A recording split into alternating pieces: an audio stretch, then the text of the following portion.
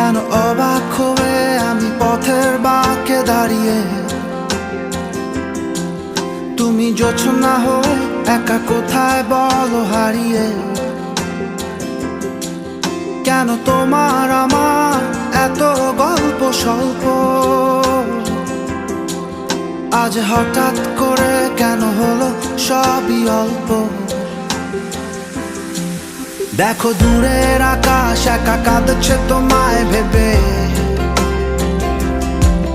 আর মেঘের মাঝে সব ভাবনাগুলো ডুবে। কেন তোমার চোখে আমার স্মৃতি উড়ে,